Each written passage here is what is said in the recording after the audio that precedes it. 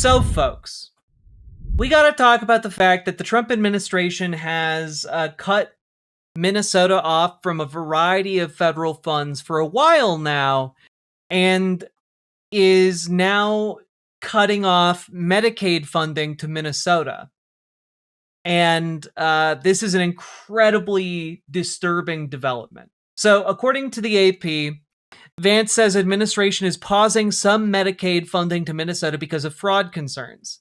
So, yes, this is all to do, again, with the Nick Shirley fraud video alleging that there are just these colossal, fraud schemes being perpetrated by Somali, residents of Minneapolis. And I need to stress, this is incredibly illegal. It is incredibly illegal for the federal government to, for no reason whatsoever, cut off federal funding, especially not when the state has caught the fraudsters and is prosecuting the fraudsters. The problem has been resolved. And yet the federal government is now saying, well, we're not going to give you Medicaid funding, and we're going to keep cutting you off of other funding as well. It's really disgusting stuff. And I do have to say, we are getting into territory that historically leads to secession movements, leads to civil wars being fought, like just historically cutting off funding and like sending armed paramilitaries into a territory constitutes some of the early signs of a greater escalation of things. Well, TJ, it's really interesting that you bring up at what point do we stop paying taxes, right? It is interesting that you start bringing that up, and because we're going to be talking about that really quick. So, what they're doing right now is just wanton punishment of the state. It's, I mean, like, I don't know what to tell you guys about how bad this is, but like, I'm going to play this clip from this press conference, all right? I'm going to play 2 clips, all right? I don't want us to sit and watch the entire thing, because that could take us like 2 hours to wade through all that bullshit. But here he is announcing it initially, right? So we're announcing today that we have decided to temporarily halt certain amounts of Medicaid funding that are going to the state of Minnesota in order to ensure that the state of Minnesota takes its obligations seriously to be good stewards of the American people's tax money. Now, what is this going to mean? For the record, Minnesota pays more into the federal government than we get back.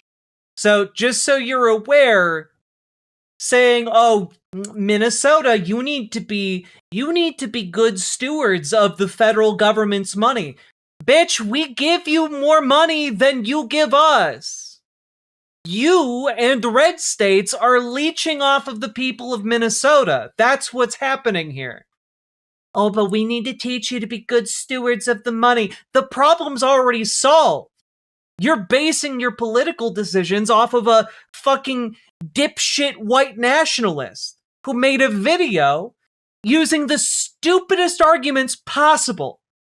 But why wouldn't they show me the kids? Why, I'm just a random guy with 6 armed dudes in masks behind me. Why won't these childcare centers open up and show us children?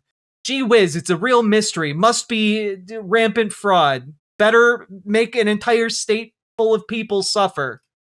What this means is that, first of all, the providers on the ground in Minnesota have actually already been paid. The state has paid those providers the money. What we're doing is we are stopping the federal payments that will go to the state government until the state government takes its obligations seriously to stop the fraud that's being perpetrated against the American taxes. So yeah, that's the other thing, which is that they're basically like, look, it's not gonna affect anybody. Nothing bad is gonna happen. All of those companies are already paid. It's just that the state won't have any money now. And you're saying, okay, so the state will just not be given more money so that you teach it, you aren't going to give them the money until the state has learned its lesson. Like, I'm sorry. What are you talking about? And all I can think of through this is the obvious response from Democrats in the state of Minnesota should be, okay, well, we're not going to give you tax money in response. And I mean, like, to get an idea of the kind of suffering that is going to be enacted here, I want to play this clip of Dr. Oz speaking shortly after J.D. Vance. Here he goes here. Fucking clown show of a world we live in. Dr. Oz is speaking after the vice president. We're announcing a 6-month national moratorium, blocking all new enrollments for durable medical equipment, prostheses, orthotics, supplies across the board. These crimes are becoming a major source of fraudulent activity. And I'll just mention, Mr. Vice President, South Florida. Do you ever go to McDonald's? Too much. We had rehearsed this. So there are twice as many durable medical equipment suppliers in South Florida than McDonald's. Wow. And that's not because Secretary Kennedy is closing down McDonald's. That's because the amount of fraud is so massive that it's easier to open one of these suppliers than open a bank account, which is why we're working with Secretary Bessent. And part of the reason for this moratorium is it gives us time to be able to deal with these issues that have become massive. And if we just shut down South Florida, they'd all flee to California and to Texas. So we have to shut the whole country down. This unfortunate necessity is going to allow us to get on top of what we believe is billions of dollars of DME frauds. We've already stopped $1.5 billion of billing, but we need more time to shut down these bad guys. But it's going to be effective, and it's not going to touch the people who need these services. We have designed, we're now... Yeah. We're going to shut down people being able to enroll in government programs that allow them to have prosthetic legs and arms and hands and the ability to walk or move around through life. I'm sorry, this is some, like, absolutely disgusting, heinous bullshit. Because if you stop and think about it for, like, 2 seconds, hey, why are all of these prosthesis companies in Florida? Why are all of these mobility assistance companies in Florida? Oh, is it because there are a bunch of old people that need them in Florida, the state where people go to retire? It must all be fraud. They're all these people needing mobility assistance, fraud. Alternatively, it could be that the people who need DMEs are old people and Florida has a fuckton of old people. It's true! Pluvius, thank you for the $5 dono.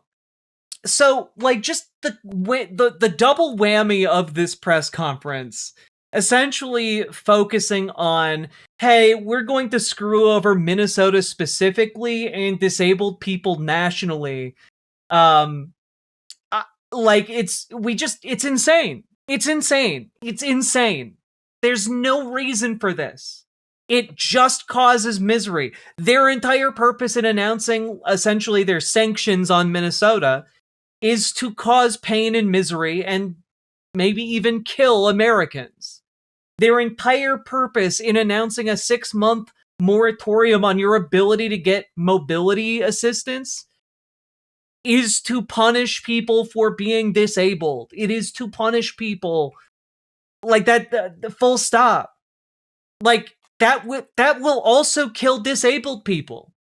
And folks in chat have been asking, like, what about paying taxes? What about paying taxes? And, like, I gotta be honest, in response to this kind of policy that is so cruel and capricious, I think that a response that we should all be formulating on a local and state level, or at least formulating on the local level and trying to push on the state level, is a kind of, I don't know, federal tax withholding. And what I mean by that is that if you look over the last several months, you can start to find articles calling for, holding back federal tax revenues. Here's The Guardian. This is a few months old here. Oh, here's a Medium article from Chris Armitage from November of last year. Experts say blue states can stop paying federal taxes. There's precedent. Oh, this has been getting more and more juice behind it, as it were. I mean, like, even here in January, you've got the Colorado News Online writer mentioning towards the end here, Colorado sends billions more to the federal government than it gets in return. California Governor Gavin Newsom has suggested his state, which is also deemed a sanctuary jurisdiction by the administration and also sends more money to the federal government than it receives, could cut off money from California to Washington. Newsom's office has not explained how the state would do that, but there are ways. Some have suggested that multiple states could enter a compact and hold federal taxes in trust until the administration ceases to attack them. And I think that this needs to be something that we start asking our elected representatives to do.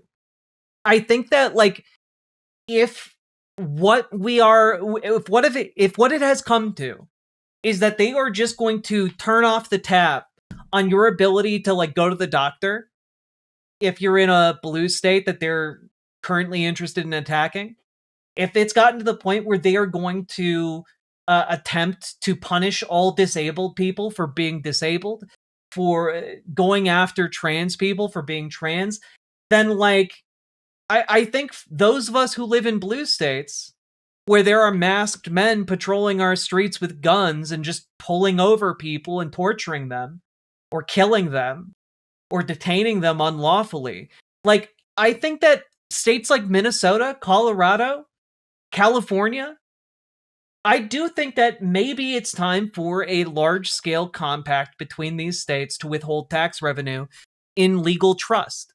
I think that that would be a really good idea. You know, Illinois could enter into it too.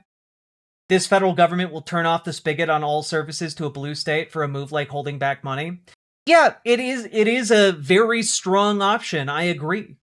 But also, the more states that turn off that tap of money to the federal government, the less likely they are to try and escalate things. Because the federal government needs money to run.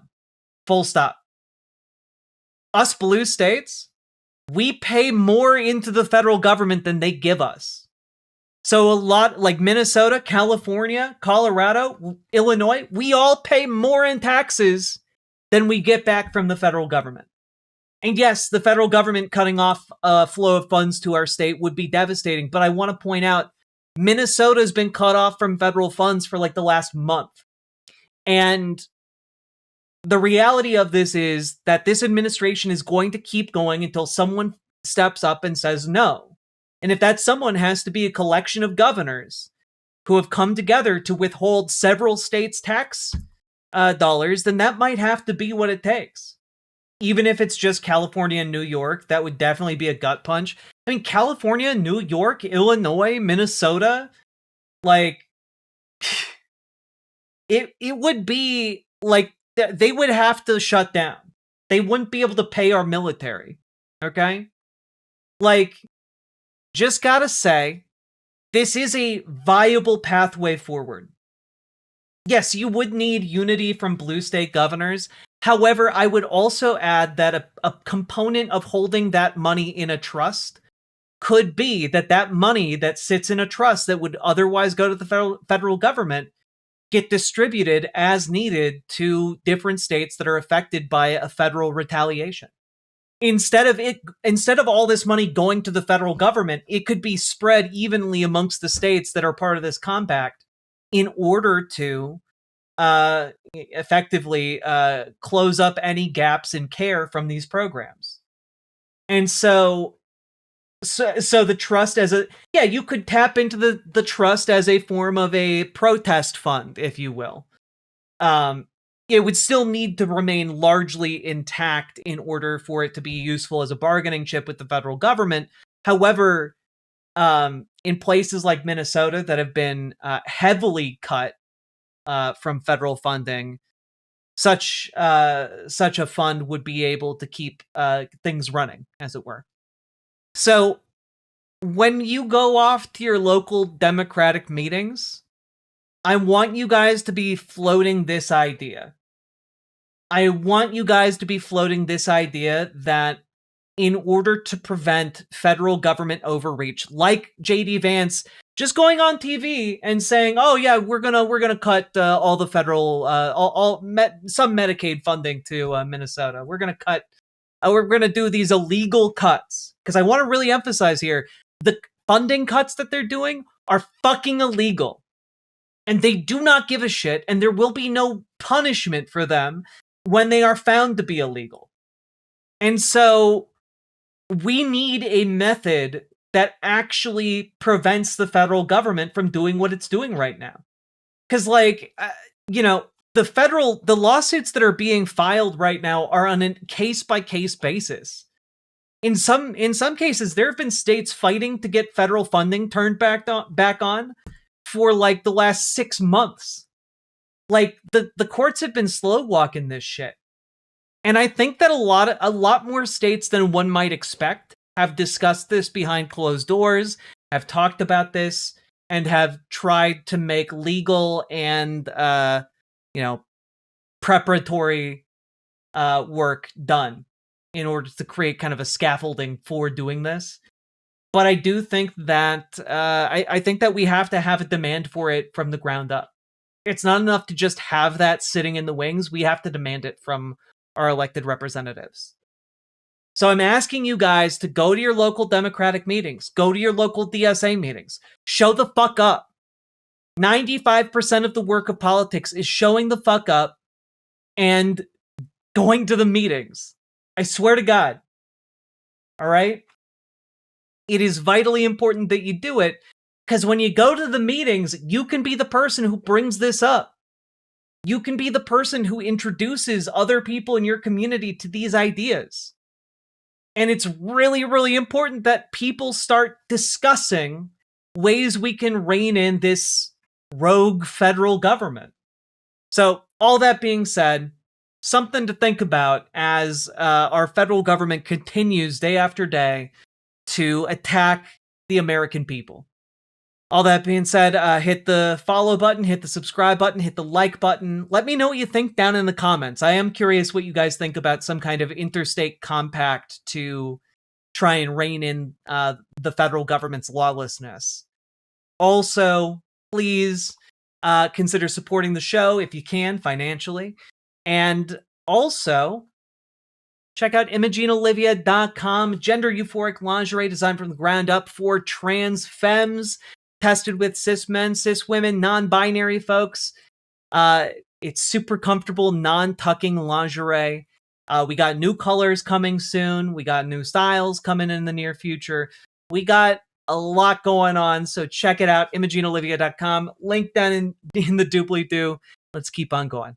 Riverboat Jack is coming to town. All the viewers gather around. Twitch and YouTube and swishy streams. All that content is bursting the seams. Politics, Bane, and plenty more. Your sense of fashion you'll adore. So grab your stuff and hop aboard. We're going straight to Jack's Discord. Riverboat Jack.